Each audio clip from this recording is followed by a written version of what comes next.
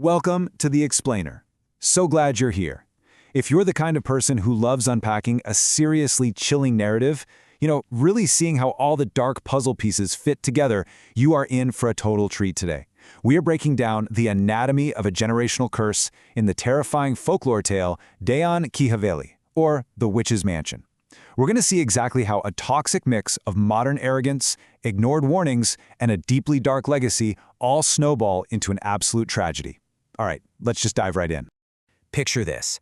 You're driving into an abandoned, creeping village, and you're immediately hit with these exact words.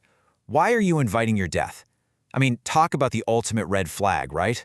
It's a terrifying warning from a local that instantly sets this heavy, dreadful atmosphere for our story. But as we're going to see, when pure ambition completely blinds you, even the most literal, screaming warnings of doom just sound like silly superstition. So let's look at where this nightmare actually kicks off.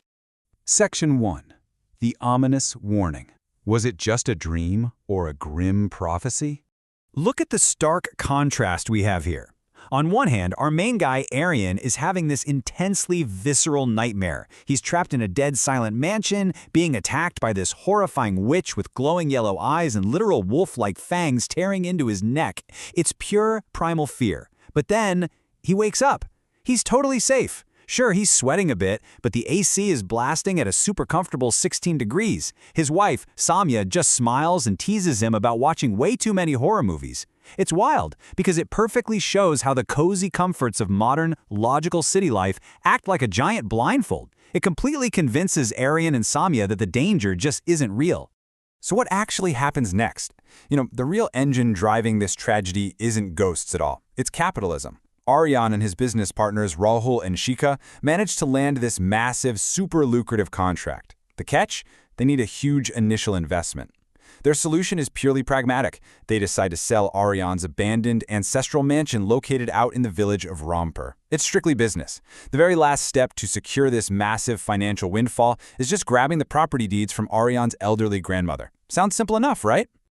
Well, the grandmother definitely doesn't just hand over the paperwork. Instead, she delivers this absolute chiller of a line. Death dances in the Rampur mansion, and death is waiting for you there. She drops the bomb that Arian's parents didn't actually die in some random accident. They died because of whatever lives inside that mansion. And then we get this horrifying detail.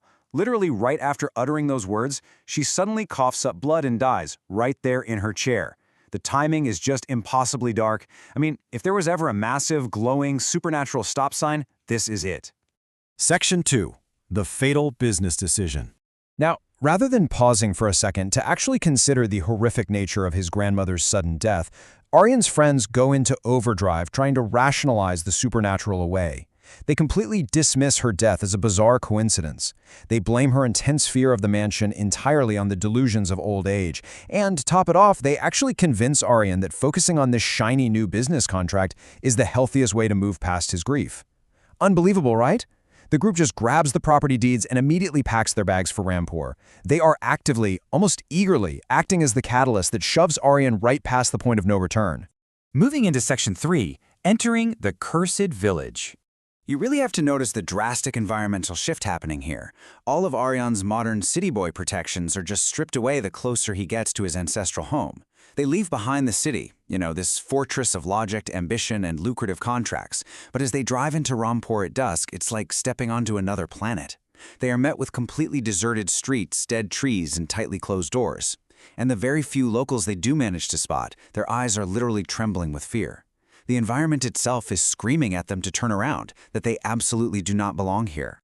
But of course, they push forward anyway. They ignore the frantic warnings from the villagers and finally unlock the heavy iron gates of the Haveli. Now, despite the absolute decay of the village outside, the interior of this mansion is perfectly, weirdly clean. The floors are shining, and there are lamps already lit up all along the edges. One of his friends actually jokes that it looks like someone cleaned up just to welcome them. Now, if you know anything at all about folklore, a super welcoming, pristine environment in a place known for death is a classic textbook trap. The bait has definitely been set. Which brings us to Section 4, the Night of Terror. Let's break down this terrifying attack sequence, because it is essentially a systematic, ruthless dismantling of Arian's friends. Right around midnight, Rahul wakes up to the eerie sound of dancing bells, gungru.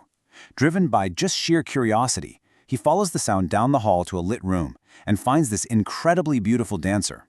But the very second she speaks, the whole illusion just drops. She morphs into the hideous, fanged monster straight out of Aryan's nightmare. She violently rips out Rahul's throat, and his dying screams wake up Shikha. Shikha runs toward the room, only to find the witch actively consuming Rahul like he's her favorite meal. The witch locks eyes on Shikha, lunges at her like a cheetah, and instantly takes her out too. It just goes to show, modern logic stands absolutely zero chance against ancient malice. Those screams finally wake up Aryan and Samya, and they step out into the hallway just in time to witness the absolute carnage. Aryan desperately tries to flee, but the witch is way too fast. And then she delivers this blood-chilling vow. I know you are the last heir of the Thakur family. I will kill you to fulfill the vow I made to your grandfather. Talk about a massive plot twist.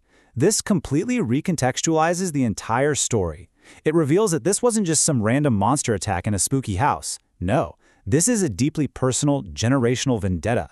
Aryan is literally paying for the sins of his ancestors.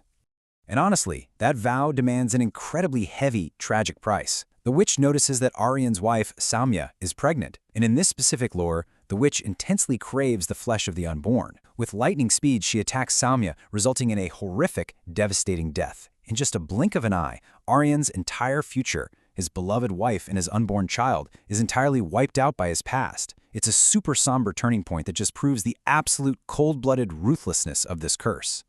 Section 5. The Witch's Dark Origin. Just as the witch pivots to finish off Aryan, we get a sudden, explosive rescue. A furious sadhu, a local holy man, literally bursts onto the scene. Wielding this glowing Om locket, he demands the entity stop. And it actually works. The holy relic violently repels her, banishing the witch back into the dark depths of the mansion. The sadhu grabs Aryan, drags him outside, and immediately seals those heavy iron doors with holy water and sacred threads.